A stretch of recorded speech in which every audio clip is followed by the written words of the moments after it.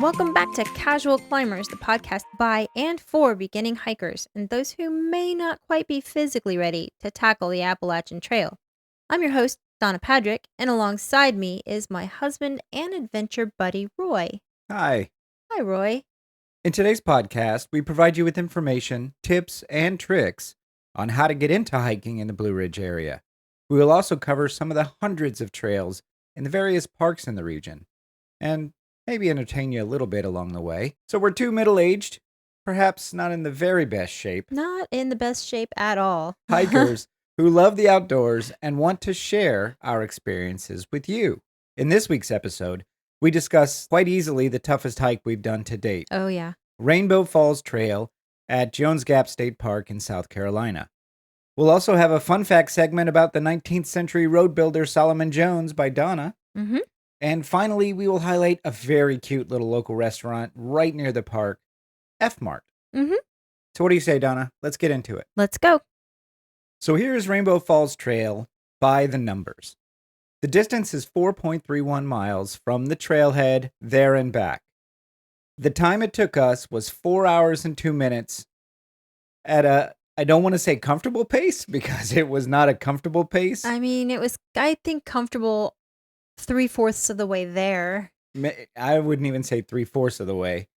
But of that, 2 hours and 7 minutes were moving time. So you can tell that we took twice as long doing the thing as a whole as we did actually moving. Okay. We took 4 hours to do the hike, but we only moved for 2 hours of it. That's crazy. That's how strenuous it was. We took a lot of breaks. Now, a lot of that was time spent at the waterfall itself. I don't know about a lot of it. And we were probably there at 20 minutes. Okay. Maybe at the All right. waterfall. Yeah. The lowest point is 1,275 feet, and the highest point is 2,425 feet. So if you guys don't want to do the math, it is 1,150 feet of elevation change. And if you look at the picture of the trail map on our website under episode 13, you will see the elevation change. It basically looks like a mountain. It's a steady climb up and a steady descent down. Yeah. Yeah. The biggest thing about this hike, listeners, is that extremely sure footing is required. There are so many rocks, so many roots, so many streams to cross where you have to step or leap from one rock to the other. A lot of the trail was wet and soggy, and we went on this trail last year during the summer when it was fairly dry, and there were still parts of the trail that were wet and soggy. Yeah, I don't feel like we've had a lot of rain recently that it would have been that wet and soggy yesterday. Not so much. Not so much rain, I don't think. I want to start out by telling our listeners this trail is a beautiful trail. Yes. It's a gorgeous trail. It is something that we would recommend you do at least once, just for no other reason than to see Rainbow Falls, which is a beautiful falls. It's very tall. Okay, so I'm gonna qualify that with do at least once if it is a beautiful waterfall. If you're truly an unfit hiker, like, I don't know if I'd even recommend doing this once. It's do the first mile and a half in and out. Tough. Yeah. Yeah, it's very tough. So it was busy yesterday. We went on a Saturday. And so here's a note about Jones Gap State Park. On the weekends, and including Fridays, you should make a reservation. You have to make a reservation. To get a parking spot, to get into the park. Yeah, they won't let you in unless you have a reservation on the weekends. And you can't, it's not like you can park on the side of the road and get into the park from another trail. Nope, you can't do that. There is no place to park. So if you on the side of the road. if you don't make that reservation, we actually wanted to go 2 weeks ago, was it? Yeah, 2 weeks ago. We didn't make a reservation. We figured it was early enough in the year, and we got there first thing, and they were like, nope, it's already started. You need a reservation. Yep. So if you go there, you can make a reservation online. It's $5. I think it was $5.30 with taxes. So it's not expensive, but you will be turned away if you don't have a reservation on the weekend. And you do. Okay, so we have the South Carolina State Park pass. You still need to make that reservation, even if you've paid for the pass. You still need to pay that $5. That's right. So, now, if you go during the week, Monday through Thursday, you don't need a reservation if you have a state park pass. But definitely on the weekends, you won't be able to get in. And we should also say, even if you don't do the hike, Jones Gap State Park is one of the most beautiful parks in upstate South Carolina, probably in the region. It's simply gorgeous. Right. Yes. And you said it was busy yesterday, and it was. But another qualifier is there's not that many parking spots. So even when it is at peak busy, there's not a ton of people there because there's only how many parking spaces are there? Maybe 40. Yeah. Maybe 40, and that might be generous. Next time we'll probably count, but I'm sure it's it two says small parking areas. one's handicapped and one is. Well, there's three. There's the okay. handicapped spot and then 2 small parking areas. Okay. But there's not. No, there's not a lot of spaces. Right. Which again comes back to why you need the reservation. Right. But it's also kind of nice to know that even if the park is full up, it's not going to be super crowded with people. No. And when we were doing our hike, we ran into a number of other hikers, a lot of them. Probably, I would guess everybody that goes to the park is there for hiking, or at least the majority of people are there for hiking. They have a really nice park store there. And it's just beautiful. The park is amazing. There's picnic tables right there near the parking area. There's a fish hatchery. A fish hatchery that has some rainbow trout in it. There's the stream, and I hesitate to call it a stream because it's pretty big. Yeah. It might even be a river that runs right through the park, and there's tons of cascades and waterfalls, and the stream is moving fast. It's gorgeous. It's gorgeous. But as far as the hike is concerned, when we were doing the hike, a lot of it made me feel pretty good because almost everybody that we ran into also had to stop and catch their breath along the way. Yeah.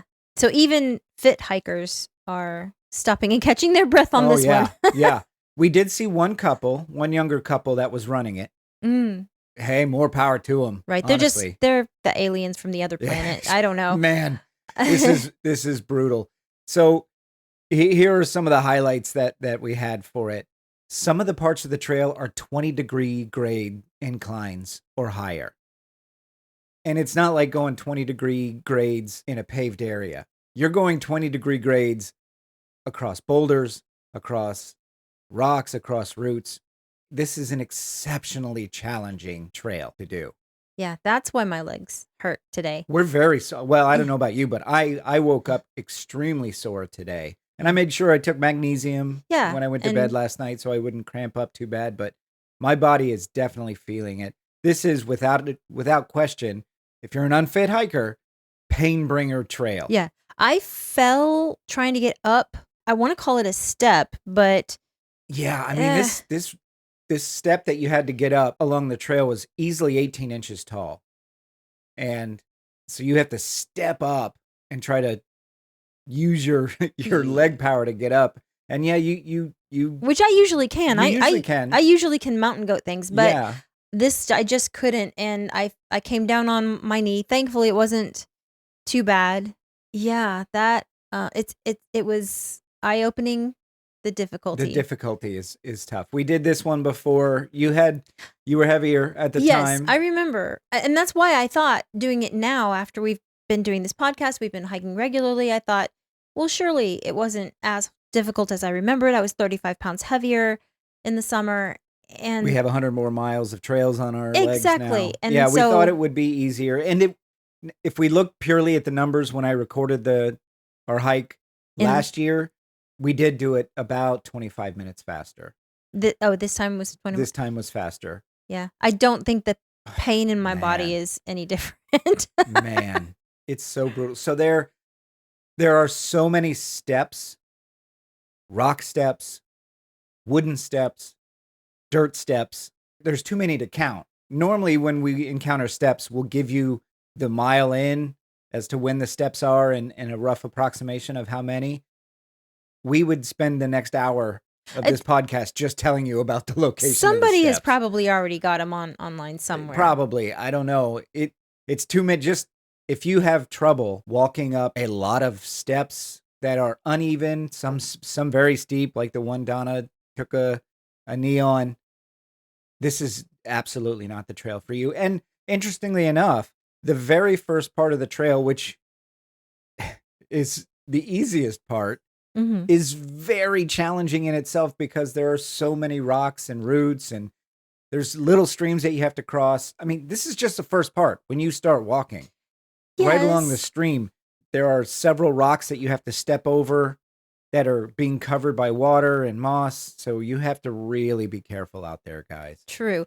But if you're an unfit hiker and you want to try this or you want to just visit Jones Gap State Park, I think it's pretty safe to say go a mile in Yeah. and then turn around and come that I mile mean, back out.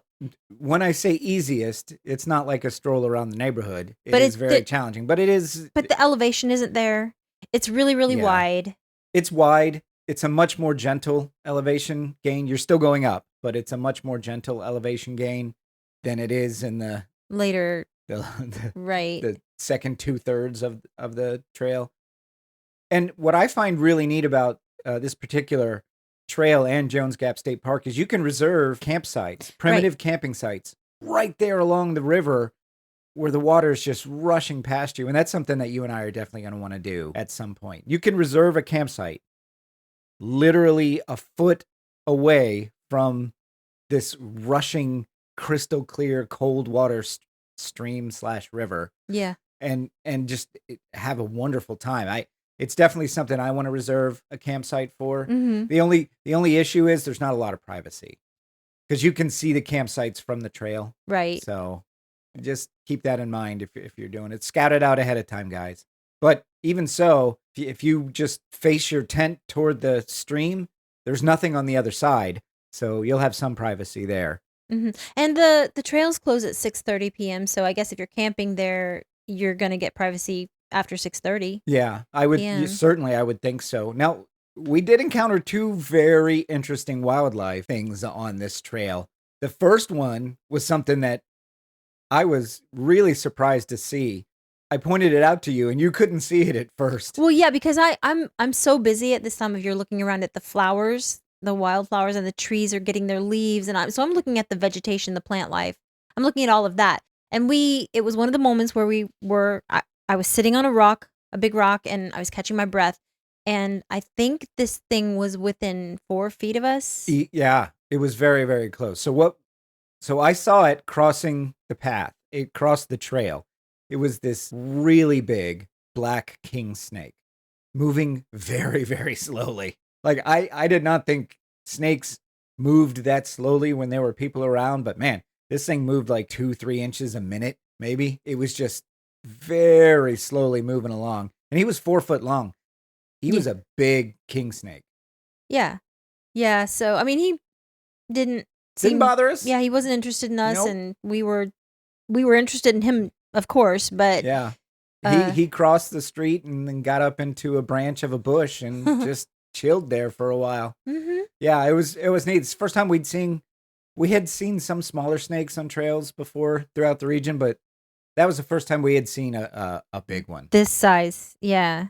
And then on the way back, we saw this gorgeous, giant Luna moth. Mm-hmm.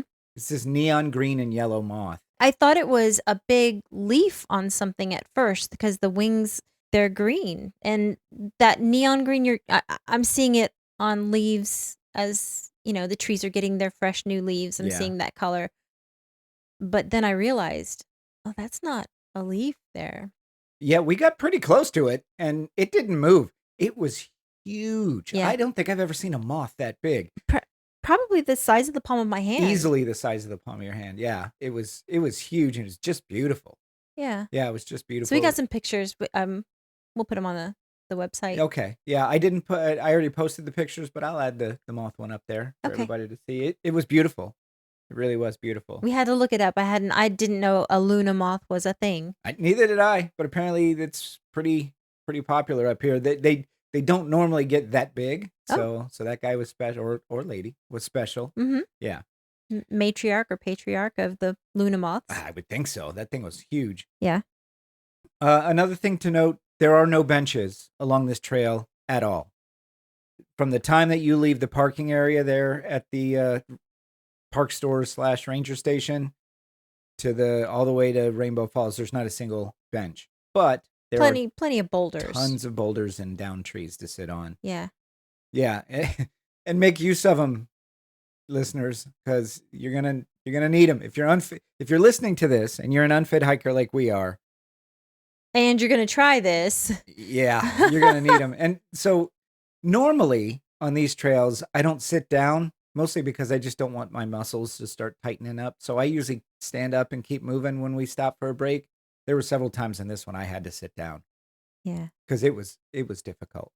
hmm I wanted to say too that I don't know how the men's bathroom was, but the women's bathroom, when you go in, if you go to the right, there's showers in there, and I'm guessing that's for the primitive Oh, for campers. the cow, that's nice. And then Yeah. if you go to the left, that's where the restroom stalls are. I don't know if you primitive camp. I don't know if that is left unlocked overnight. I'm not sure. I would hope so. Yeah. Yeah, I don't know. I would hope so. I didn't use the restrooms this time. I did the last year, and there were showers in there as well. Mhm. So that's nice. Yeah. It might be nice if after this hike, I mean, you and I were so beat, but if you planned on trying to go anywhere, I wonder if you could just hike and then use the shower and change before leaving the park. I don't see why not, right? Yeah. Yeah, I don't see why not. My So it was interesting yesterday because when we were doing the hike, it was about 60 degrees when we were actually doing it. And of course, since it took us 4 hours, the temperature went up significantly.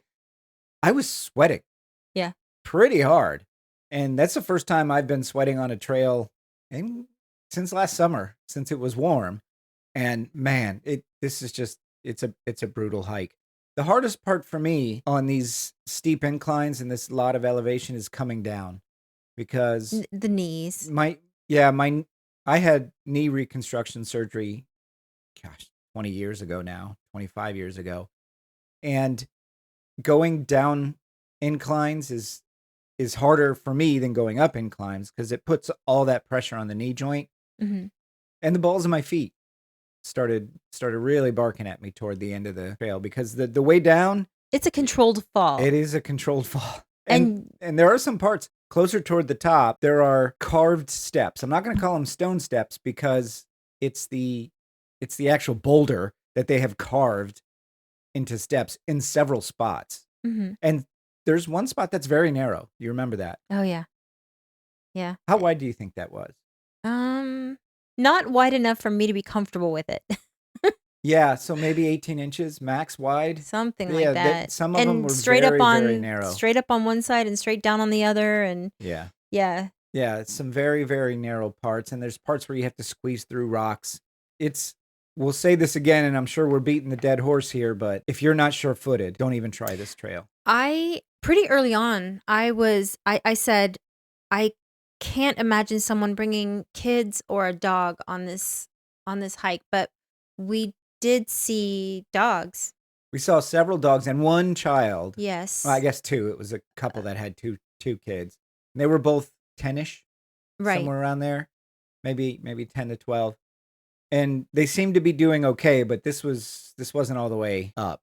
So I don't know. I don't know if they went all the way up or not. I would Right. guess. I would be so worried.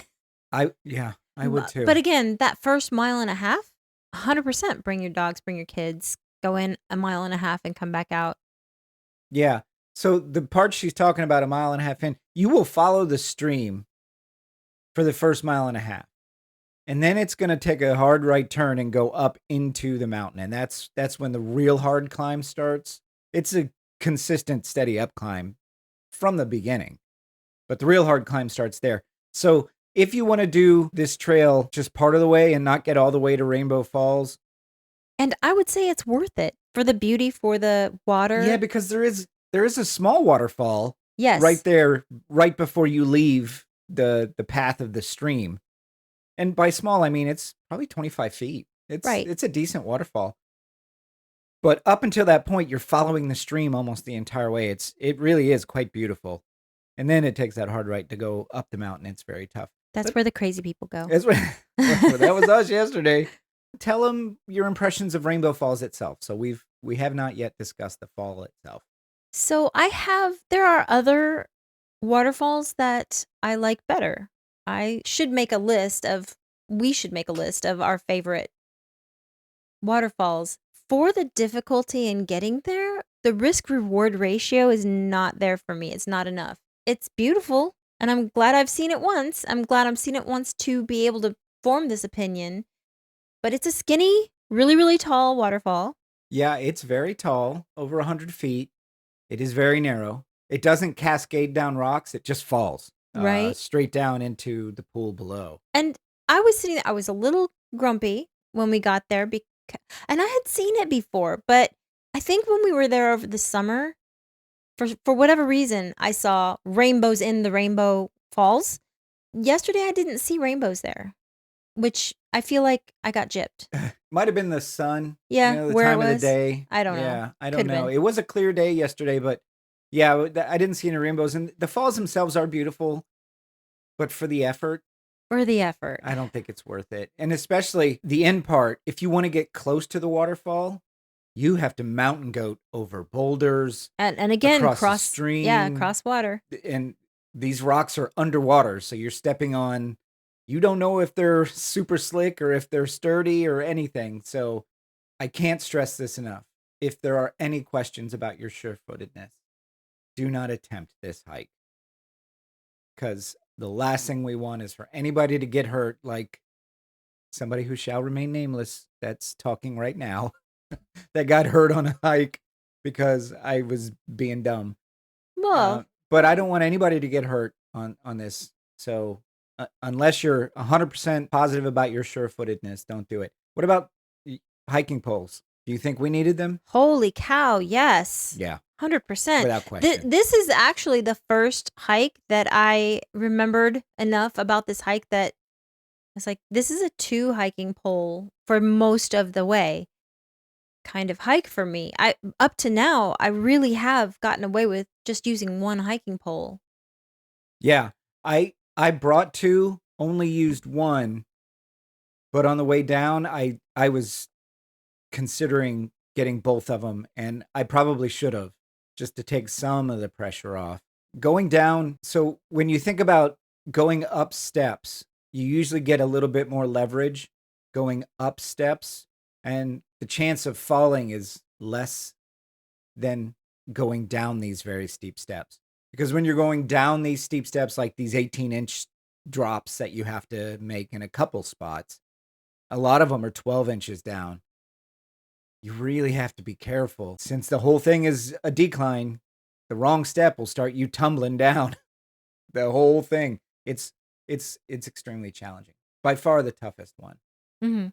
One tip that I will make sure to let you guys know is make sure you bring plenty of water.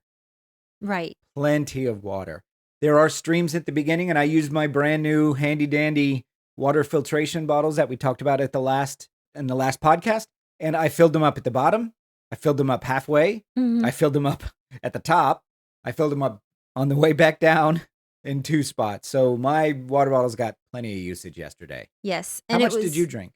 I bring my water bottle. I like to drink alkaline water. I have never done a hike where they're pretty big. I should go check and see, like, the ounces on them. They're I think bigger it's a than full liter. Yeah. Probably should have had more. 'Cause I know I drank more than a liter. Well, I had my water, and then every time you filled up your Oh, yeah. filtered water bottles, you That's were like, true. "Here, Donna, taste taste the this. mountain water." It tastes so great." And so I would taste from your filtered water bottles. So I did drink more than a Yeah. liter. I'm just letting you fill them up and carry them.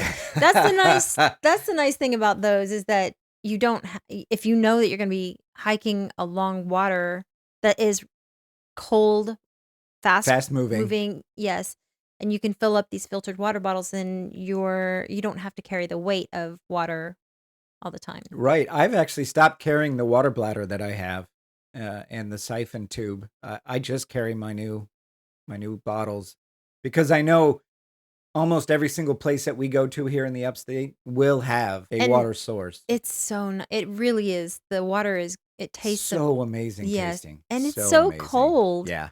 On a hot day, it's somehow still cold, and that's just magical to me. Yeah. Yeah, it's pretty great. There are several spots where you could step into the stream in the water, get your feet wet in the summer if you want to cool down. There's plenty of spots, mostly early on, Mhm. where you can get cool. But overall, Donna, besides the difficulty rating, what are your overall impressions of the trail and the waterfall as a whole? I would do that first mile and a half again over and over again. Go in about a mile and a half and turn right around and come right Yeah. back out. I'd play in the stream. I'd sit by the water. I would camp there. I mean, Jones Gap State Park is just beautiful. And everybody should go there at least once in their life, I think. I think so. Yeah. My impressions are very similar. Rainbow Falls is nice to see once. There But is, but yeah. the effort is just in my opinion, the effort to expended to see the waterfalls is just not worth it. Right. I'll say this too.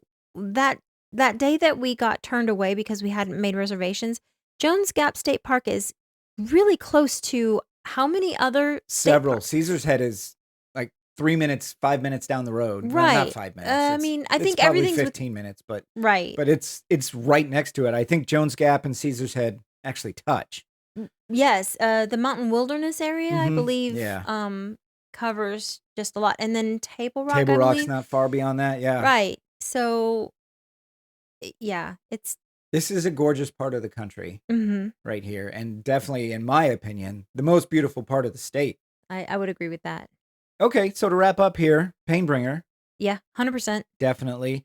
Waterfall's nice, but man, is it a Mm. tough slog getting up there. I did everything right. I drank my coffee, I had my eggs and bacon, I had snacks along the way, and I still got to the top there, saw Rainbow Falls, and was like, "Meh." Yeah, yeah, no, I hear you. I should have been in a better mood. I don't know why I wasn't. Probably because I was hurting so bad. Yeah, no kidding. So we're going to talk about where we ate for breakfast Yes, the eggs and in bacon. our review section of F-Mart. It's an unassuming name for an unassuming restaurant that gives you really good food at an amazingly low price. We're Oh going my to talk goodness. about that Yeah. after Donna's fun fact, which is coming up now.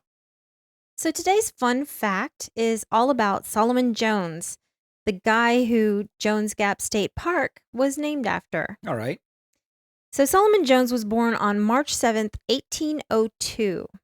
His obituary says he was born near the headwaters of Mud Creek, 6 miles south of the present-day Hendersonville, North Carolina, but he was actually born in the Hungry Creek area of eastern Henderson County, North Carolina, both pretty close together. I don't know why his obituary said that he was born not where he was born, but Who yeah, knows? who knows? Anyway, he was the son of Thomas Jones and Lucinda Hicks, and they were from Buncombe, Henderson County, North Carolina. Okay. When he was 20 years old, on 11/20/1822, he married Mary Hamilton, born January 16, 1807. Not much age difference there, only 5 years. But if he was 20, she was 15, which I guess Oh, I guess that was kind of normal back then. I I mean, this is mean, what, mid 1800s, you said? it not even mid 1822. Okay. It just Still kind of I gross mm, that she's 15. I mean, it was more common back then, certainly, than it is now. yeah. I remember being 15 years old and thinking that I was an adult. So, I don't know. I But guess yeah, but you get to that kids are point. stupid. I was dumb as a box of rocks until I was 40. So, Okay. So her brother was a well-known leader of the Union soldiers of Henderson County during the Civil War. Her brother's name was Colonel Joseph Hamilton. what? So So, that's wait a minute. So, the Union soldiers of North Carolina. yes. Isn't that Wow. interesting? That's fascinating. Yeah. And so this is the woman that, I wouldn't think there'd be any Union soldiers in North Carolina. I mean, Tennessee's called the volunteer state because it had the most volunteers, but they volunteered on both sides. Yeah. This is where the line was, This is where like one brother went north and one brother went south. Yeah, I guess. I figured it would be a little further north, like Virginia, Maryland area would be a Yeah. line. But okay. No, that's Anyway. I thought that was a pretty interesting tidbit of Yeah, information. yeah. So Solomon belonged to a group called the Commissioners of Public Health and Public Building in Henderson County in 1841. Okay. So he was, interested in making occupied areas better. Okay. Yeah. Which, leads right into the fact that when he died, he was called the road The builder. road builder. Mm-hmm. All right. Solomon bought a mountain peak near the present town of Laurel Park and named his mountain Hebron because it was almost identical in height to the biblical Mount Hebron, which was 3,000 feet. He built a mansion and farmed that land. On the hottest days, the spring at the house had almost ice cold water. Isn't that great? It's so Man, wonderful. isn't that great? This is just such a magical place. It is. Yeah. So liquid hot in the summer, 90 degrees plus, probably closer to 100 on some days.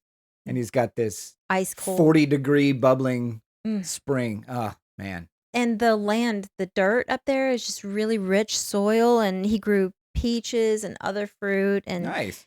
it said in what I was reading, it said dispensed to all who desired them. So I don't know if that means that they gave them away, or if I know that later on they sold produce and stuff, but dispensed to all who I mean, he just grew fruit, fruit trees. He had peaches and whatnot. Right, and gave them to people. Which, I mean, he is a very well-liked character in history. So far. Yeah. So far, at least. I mean, I hope it stays that way, but, these things typically... Well, maybe not these things typically don't stay that way. You can't be liked by everybody, right? No, that's fair. So That's fair. So far, his family was Union supporters. Right side of history, right? Yep. So put that checkbox there. And then he grew peach trees grew fruit and food and dispensed to all who desired them. I'm not sounding like he's giving food away to people who need it, and maybe that's not the case. But but he like was well liked. He was. Okay. So he's checking the boxes as a good guy so far. Mm-hmm.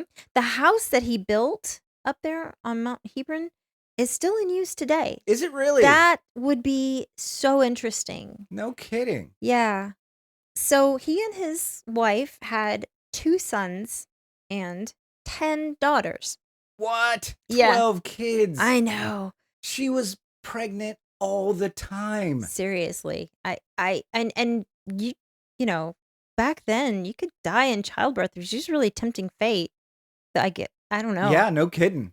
No kidding. It's So- really on top of a mountain. Having 12 kids. Holy nuts. 3 of the daughters married into this one family called the McCrarys, this family that lived nearby. So that's kind of neat because, like, all those kids growing up. I mean, can you imagine 3 girls marrying 3 sons from this family? And then can you imagine the get-togethers, the cousins and all that? I mean, all the families must Yeah. I mean, it's basically just one giant family. not a whole lot of conflict about where you go for the holidays, I guess, and stuff. Or, yeah. I mean, I want to be with my sister. Okay, well. okay. she's Yeah. gonna- Well, that's going to happen. Yep. So Solomon Jones was known as the road builder.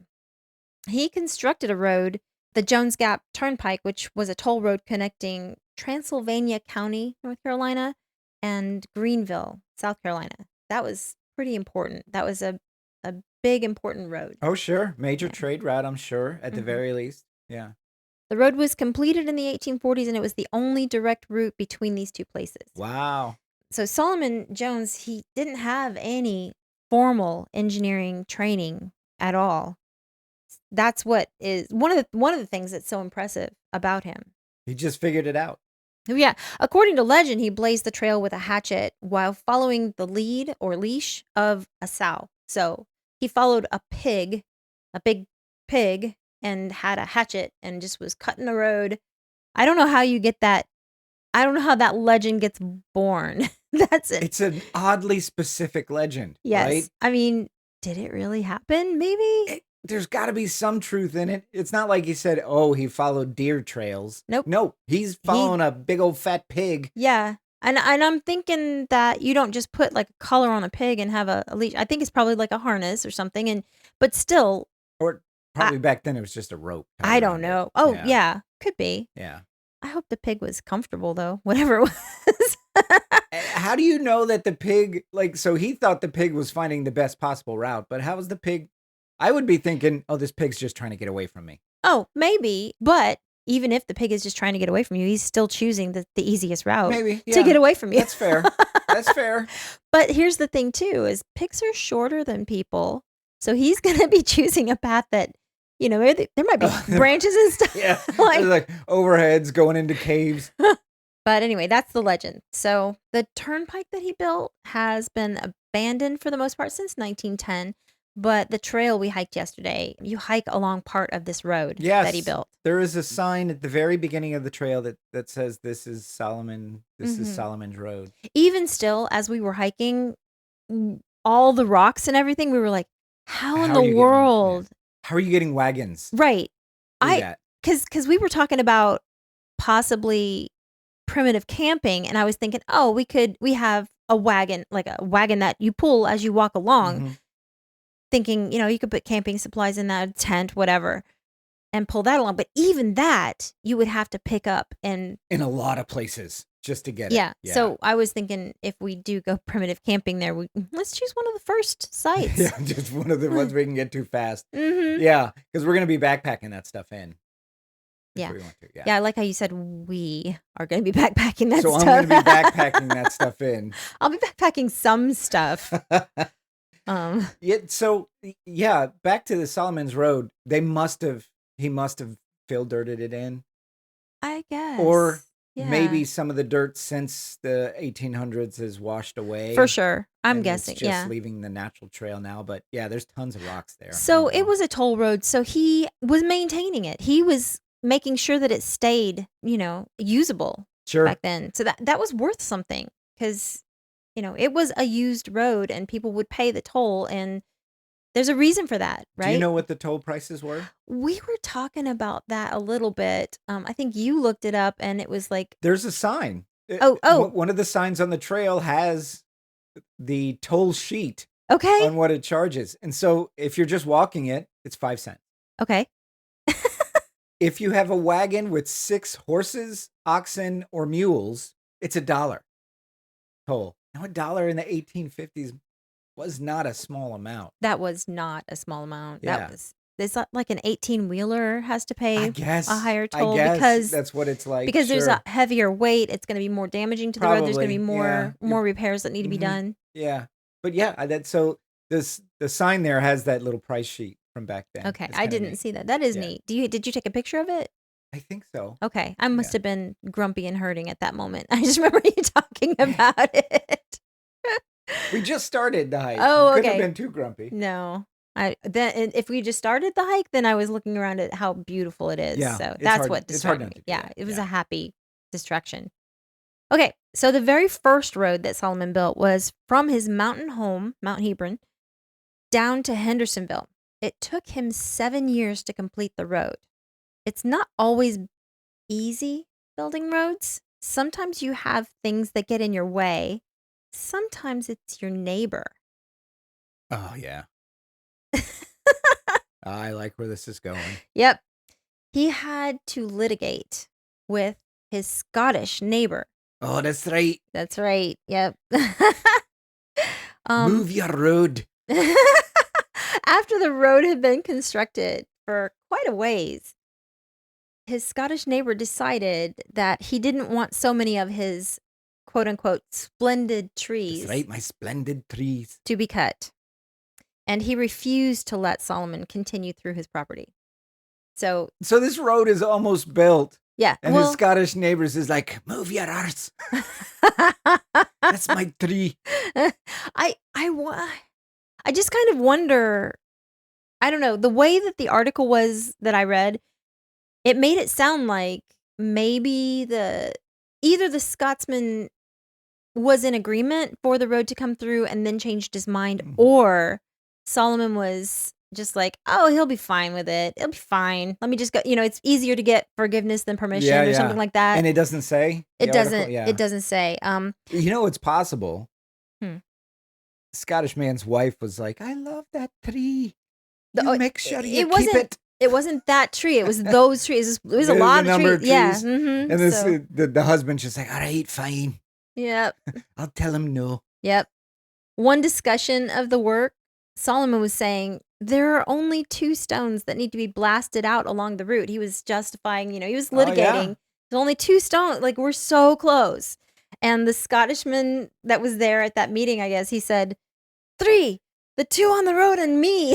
That's so great. That is a very Scottish thing to say. No, that's 3 stones. 3 immovable. You're going to have to blast me away too. There's no way I'm Oh, moving. that's so great. Yeah. So I loved that story. I'm sure that there's more to that story. I don't know if anybody out there Do you know is what the resolution was? I mean, the clearly, ro- did the it. road get built? Yes. So Yeah. eventually he's It. like, fine. Yeah. 7 years Yeah. to make that road, but Wow. Probably the road took 2 years and the rest of 5 years was him fighting with the oh my Scots guy. goodness, some heels were dug in, right? Yeah. So, That's right. I wonder how great those trees were. oh my gosh. I mean, What if there were some spindly old no, craggy oaks? so we know that Solomon Jones was growing like delicious peaches and stuff like that. So what if these trees were fruit producing, or like what if they produced the most what if there was some kind of neighborly, like Solomon Jones thinks that he has the best tasting peach tree on the land, and his neighbor's like, "No, you're wrong. My peach trees are the best." And what if, I don't know, there's Oh, so many. so you're thinking maybe It, this road was just a ruse to get rid of the Scots guy's amazing peach trees? I don't know. I It don't was know. probably some beautiful flowering tree, like a rhododendron It or could have something been. like that. I can't imagine that it was like privacy kind of thing, because I you mean, had so much this land land. was huge, so yeah, Yeah. probably not. And I it's mean, also possible the Scots guy just didn't want a road going through his property. right. Yeah, we don't know how close that road would go to his To his house house, or yeah. whatever. Yeah. Yeah. But yeah, so Solomon Jones is also credited with Cashier's Valley Road in Transylvania County. It's now part of US Route 64 from Which we take from when we Roman go to through Cashiers. Cashers. Yeah. Ugh, I love Cashiers. Yeah. It's such a great place. And then he also built the Flat Rock Turnpike in Henderson County and the Green River Turnpike in Henderson County, and I believe there's more roads. I mean, there's Yeah. a reason that he was called the road builder. It Yeah. wasn't just, I mean, that's enough though. yeah. That's some significant ones. Oh yeah, yeah. Yeah. He had a vision. Yeah. His gravestone says, "A true patriot. He labored 50 years to leave the world a better than he found it." So Solomon and his wife Mary also lived on their Salem plantation in Greenville County, South Carolina. Mary, his first wife, she died in May of 1881 at the age of 74. Oh, that's a long life. Yeah, that Yeah. especially having, what did 12 we say? kids? Yeah, yeah. Solomon was 79 because he's 5 years older than her. She was 74 when she died. And she's buried in the Old Salem Cemetery in Greenville County. After his first wife died, Solomon returned to live on Mount Hebron to live out his days. So he was 79 when Mary died, and at the age of 80, Solomon decides to get married again. What? At the age of At 80. 80? Yeah. Oh man, just call it a day, buddy. I mean, I don't know. I mean, kudos to him. He's not done living, I guess. I guess. So Solomon marries his second wife, Asenna Tantaline Louise Jemison. That's a name. It is a name. Asenna, Assena. Asenna. I think that's how you pronounce it. Anyway, she was born on March 2nd, 1844. So she was 42 years younger than him. I'm guessing he had kids older than her. So she's 38 when they. Yeah, he would have, because Yeah. his first one would have been born when he was around 20, 21, 22 at the earliest. Yeah. So they would have been. I always think that's a little They would have been in odd. their late 50s, 60s. Yeah. I So- wonder if they were like, "Dad, what are you doing?" What are you doing? She's younger than your youngest kid. But anyway, I mean, maybe it was love. I don't know if I believe that or not. No. So Solomon Jones lived to be 97 years old, and Wow. he commissioned his gravestone. I read 5 years before he died, 10 or 12 years before he died. He commissioned his gravestone plenty before he died, Yeah. because he died on April 23, 1899. Asenna lived at the Mount Hebron place for several years after Solomon died. She collected the tolls from Solomon's toll roads and sold produce and dairy from, the products that she Yeah. sold stuff down in Hendersonville. In her later days, she went to live with a niece, Etta Livingston King, in the Hoopers Creek section of Henderson County.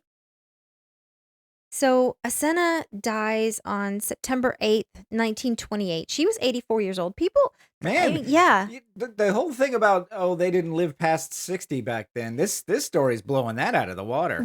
Right. Well, I do kind of wonder. Sometimes I wonder, like, that whole blue regions diet or something, like if you eat really healthy food, fresh food, not, the I don't know. They probably had really good access to really good quality food.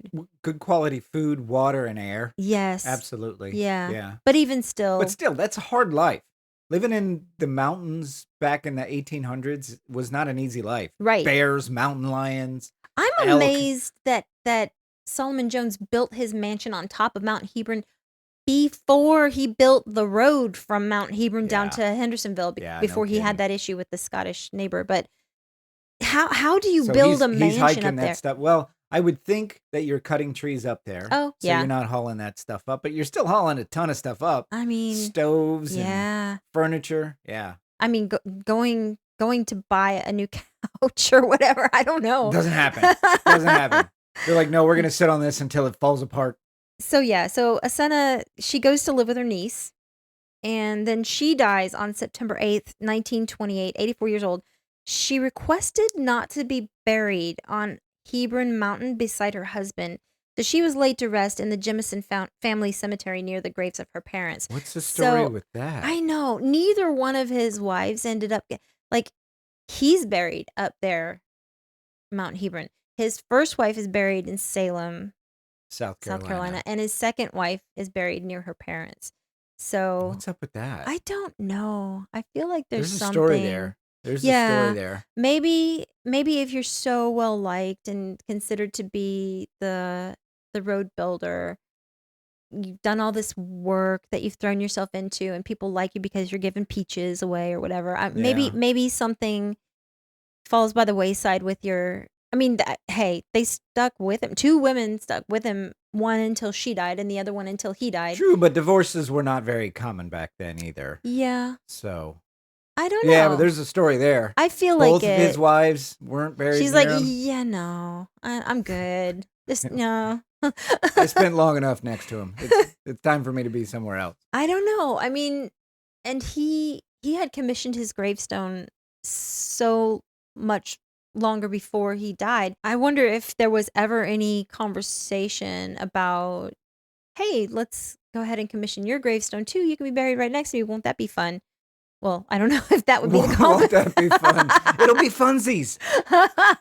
We'll be together forever. Yeah, who knows? I don't know. But I mean, I don't find it weird that a man that old back then would commission his own right. gravestone. No, that was thinking ahead for sure. Yeah. And also, she was, what did I say, 42 years younger So than he was him. 38 when they got married. She was 38 when they got married, and Okay. he was 80. Okay. Yeah. So, I mean, it really isn't time for her to be thinking about her headstone probably when he dies, I wouldn't think so. Yeah, hopefully not. I wouldn't think Ideally, so. I mean, yeah. No, she had plenty of life in her Yeah. left.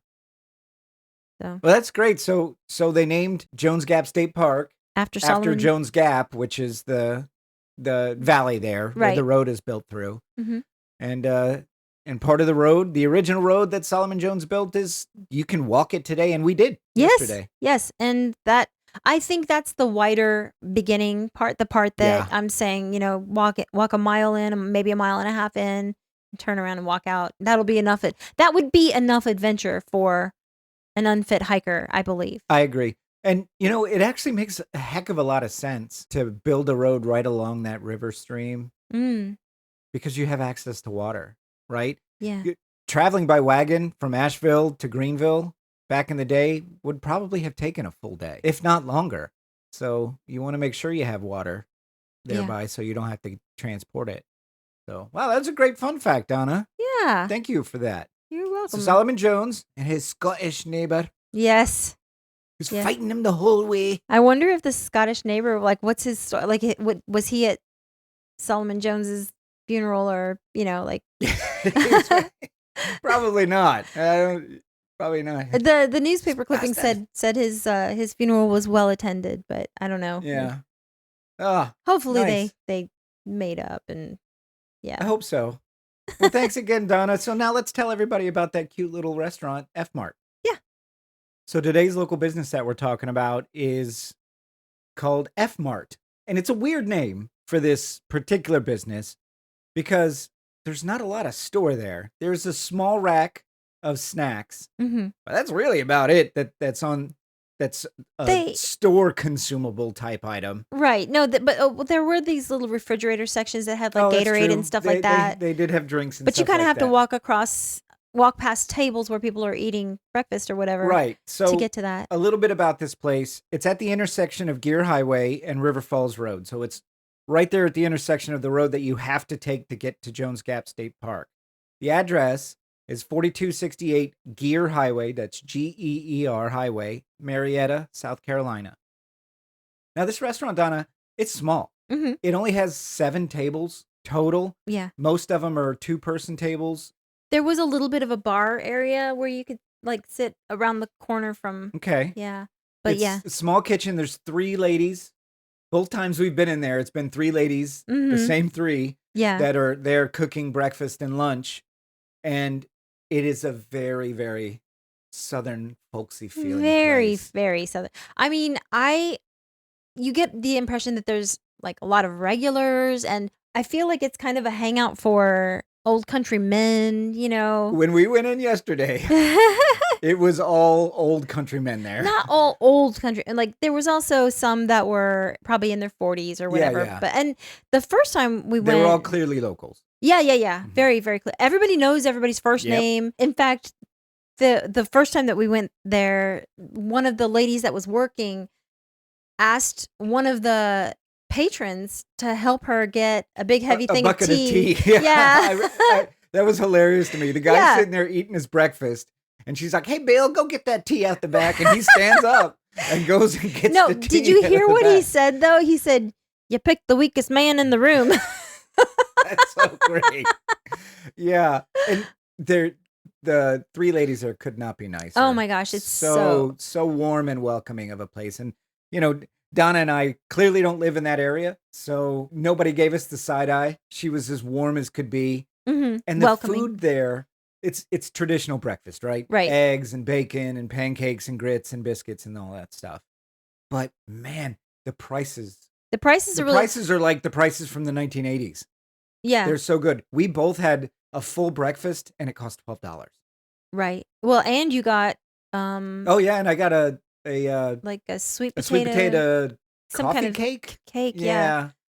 Just for it was a wrapped thing that you bought off the little convenience store area, but Mhm. I had never had one. I wanted to try a little bit of it. I never finished the whole thing, but yeah, and that was included in the $12. Right.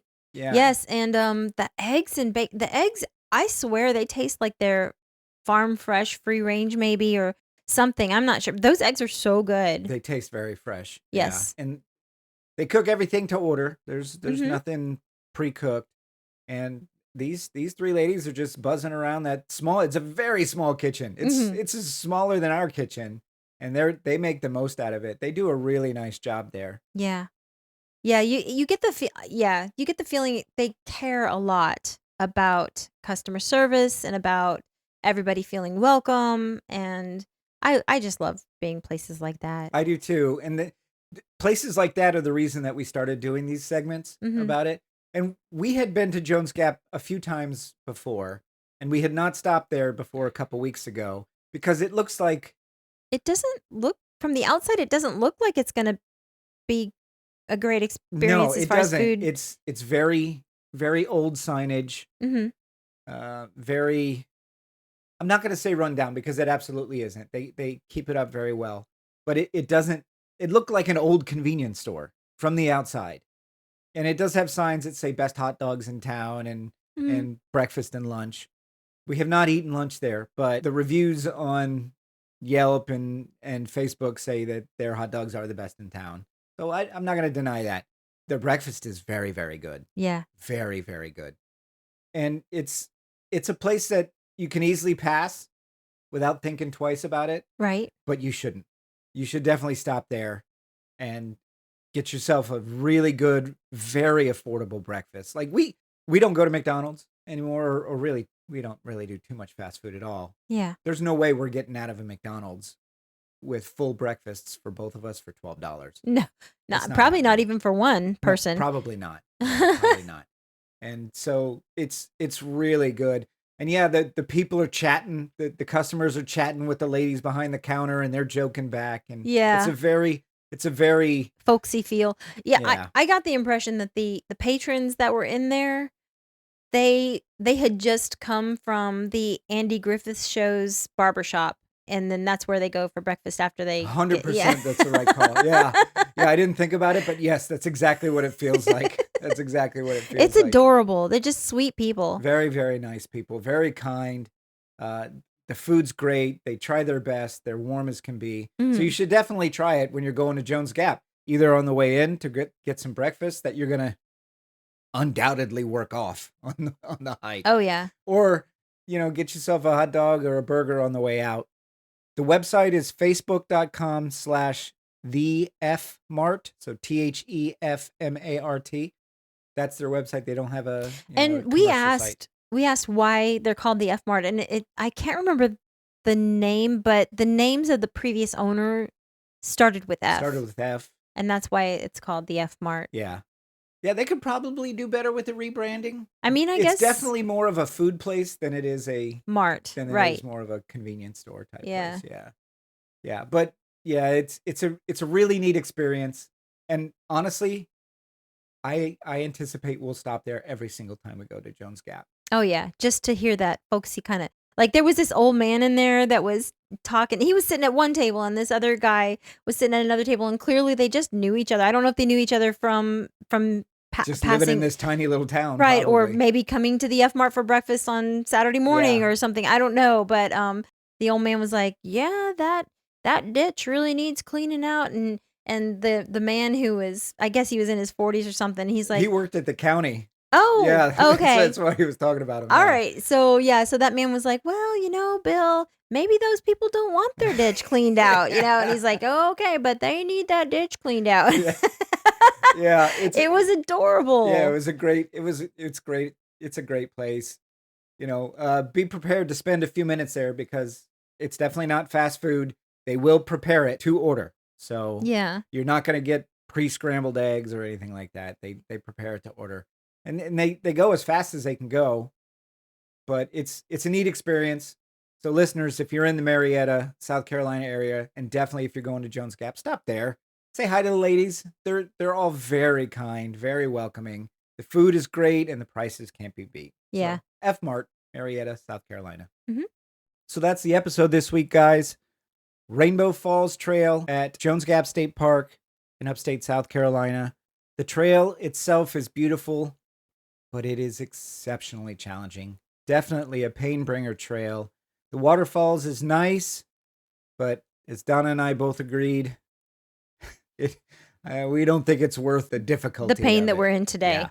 But Jones Gap State Park, even if you go there and don't take any trail at all, it's simply a spectacular park. Right. One of our favorites in the whole region. Yeah, if it's a hot summer day and you just want to stick your feet in some water. Or sit in the water. Yeah. You can put a chair in the stream because there's benches and picnic tables right along the stream in the park area, not along the trail, but in the park area that you could go and just enjoy the day.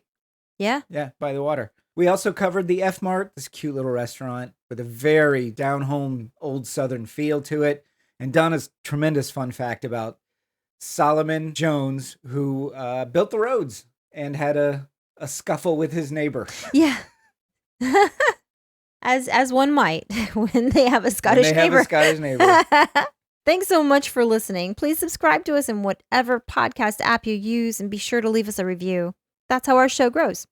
Feel free to check out our trail photos at casualclimbers.podbean.com. And if you have a question, comment, or just want to drop us a line, you can reach us at casualclimberspodcast@gmail.com. We'll see you out on the trails. Hey, Donna, I'm thinking about talking to our neighbor about taking out one of his trees in the backyard. He's not Scottish, so we should be okay. That's just not a thing that people do, though, anymore. But it's blocking my view of the sky. No, it's really not. Yeah, it is. All you have to do is walk out from under the tree, but that's like a lot of effort you're asking of me to see the sky. Anyway, I'm going to take him to court and tell him I'm just going to take his tree out. I don't know if that's a good idea. I think so. I'll stay home that day. Are you? Mm-hmm. You're not going to support me? I'll support you from afar. I don't like how this is going. The silent partner. See you out on the trails, everybody.